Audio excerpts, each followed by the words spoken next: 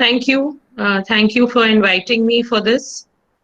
And I think it's a very, very important topic, that we are discussing today on food and nutrition. Not just, obviously during the pandemic times, it's equally critical. But even otherwise, it's one of our most fundamental pillars.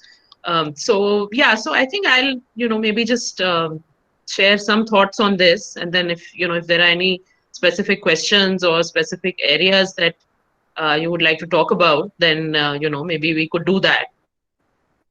So in terms of nutrition, I think as I said, and you also mentioned in the introductory remarks, that it's one of the most important determinants of good health.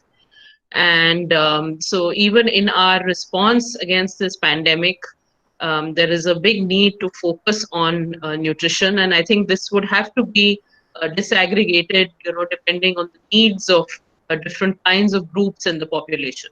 So there are some people who are already severely malnourished. We know that malnourishment has been around in our country for a very long time. We've seen some of the parameters improve, but improvements have been rather slow.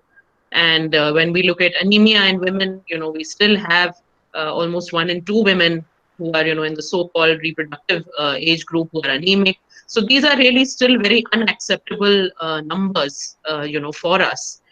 And so we will have to, disaggregate our strategy according to the vulnerability of these groups. There are some groups who are especially vulnerable, and we will have to provide, additional sort of nutritional support to them at this time. There are others who might not be malnourished per se, but there is a role, for nutrition to boost immunity at a time like this. We've had a lot of discussion on immunity, and there are a lot of different elements, as we know, which can actually boost people's immunity, at a time like this. So this is true for, I think, most of the population, even people who are not malnourished. Boosting immunity at a time like this, when we are faced with a very infectious, disease all around us, is something that should be done in any case. So I think we, at a policy level, we are really looking at a disaggregated strategy. We are looking at the most vulnerable communities first. The government, as you know, even a few years ago, launched the Poshan Abhiyan program. So that, of course, is a major part of, what we're trying to do on the policy response.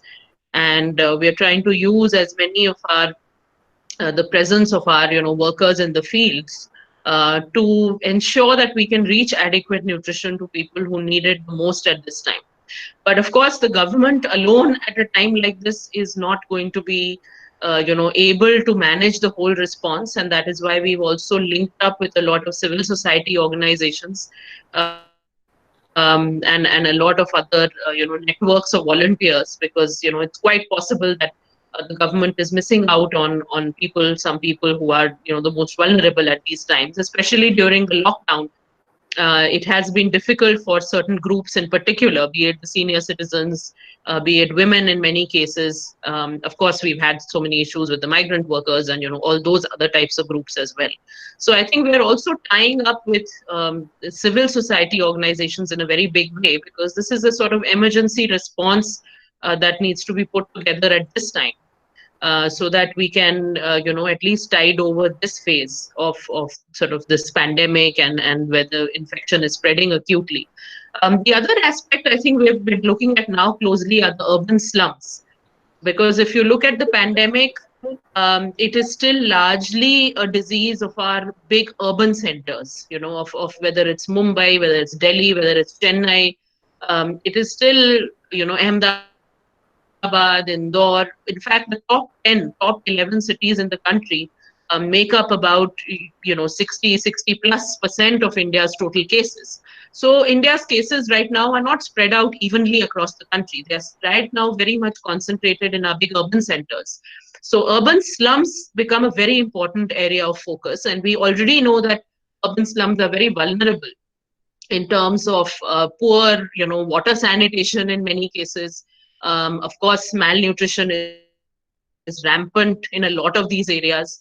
So I think that is where it becomes more difficult for us, and that is where our policy response will have to focus now, not just at the central level, but in fact the states, the city governments, because I think the response to this will eventually have to be at a very micro level. We cannot manage this, sitting in one place. We have to go down to very micro levels of where we have the hotspots. Even within cities, there are certain wards which are hotspots. Like in Mumbai, Dharavi, and the two wards connected to Dharavi are hotspots, and then we have one more ward which is a hotspot. So we need to develop even our strategies in nutrition and the extent of support we provide in terms of food, in terms of be it vitamins, whatever other supplements that people are looking at this time, to these segments of the population in particular in a very intensive way, because they are anyway the most vulnerable. So I think even the WHO, Dr. Soumya Swaminathan, also she put out a tweet yesterday, and we've had some discussions with her as well. She also was of the view that we need a very separate and focused strategy for the urban slum areas.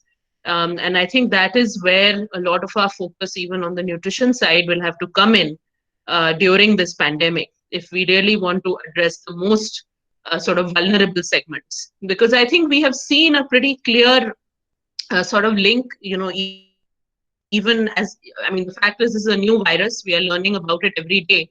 But whatever we have seen so far, people who do have stronger immune systems are obviously being able to, to a great extent cope with it better.